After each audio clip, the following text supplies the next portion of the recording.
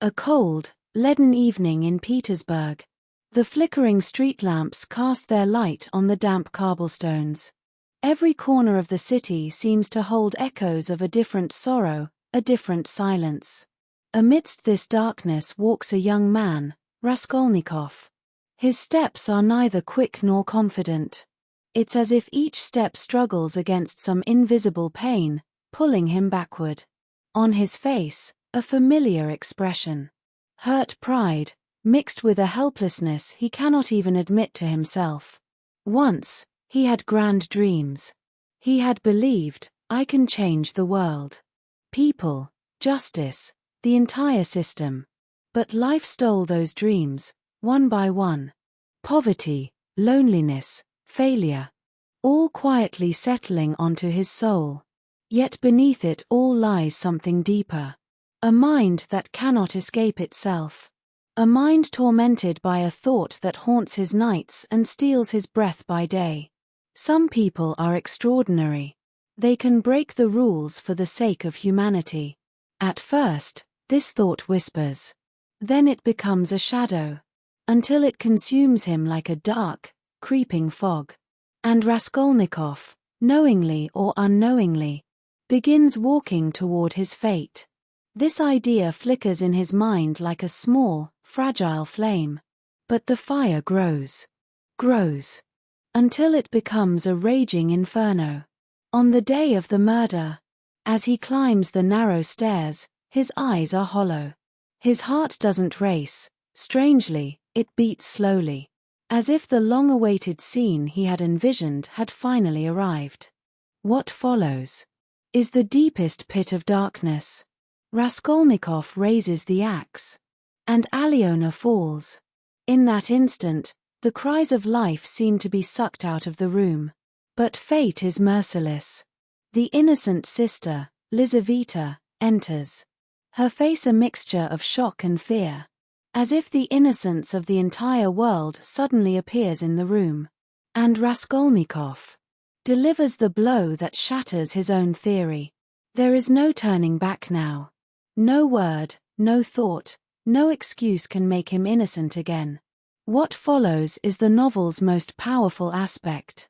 A human being battling with conscience. Raskolnikov's mind writhes as if trapped under a grave. He lies in the fire, rises, lies down again. For a moment, he feels supreme. The next, he collapses, whispering, I am nothing. Every step carries the weight of invisible chains. Every breath feels like the hand of guilt choking him. And then, in this darkness, an angel appears, Sonia. Sonia, bearing the burdens of her own life, yet still bringing light to others. Fragile, yet strong. Poor, yet rich in spirit. Wounded, yet carrying the seeds of goodness. For the first time, Raskolnikov feels he can breathe. For the first time, he is heard without judgment. For the first time, he sees in someone's eyes, I understand. I am still here with you. Yet his pride weighs heavily. He is trapped between his darkness and Sonia's shining light. Perhaps for the first time, she says the words that matter most. Without passing through suffering, no human can be truly free. Her words warm Raskolnikov's soul. They destroy. They heal. And he realizes, perhaps for the first time, that the voice within him cannot be silenced. Time drags on, and the weight of guilt drags him down. Each step becomes harder. Each breath more ragged.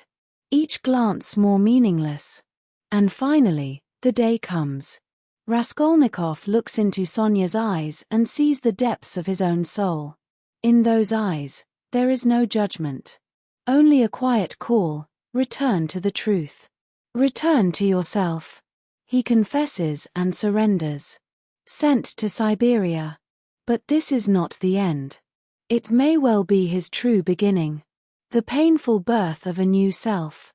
On the cold Siberian soil, under the quiet white blanket of snow, Raskolnikov feels the long dry land within him stir again. Humanity. And Sonia follows him, against all odds. to protect him, to give him strength, to never abandon him. Two lost souls begin their journey again, sharing the weight of one another. And the novel reminds us, no matter how deep a person falls, somewhere, a light can find them again. This hope, rising from the darkness, marks the beginning of Raskolnikov's true freedom.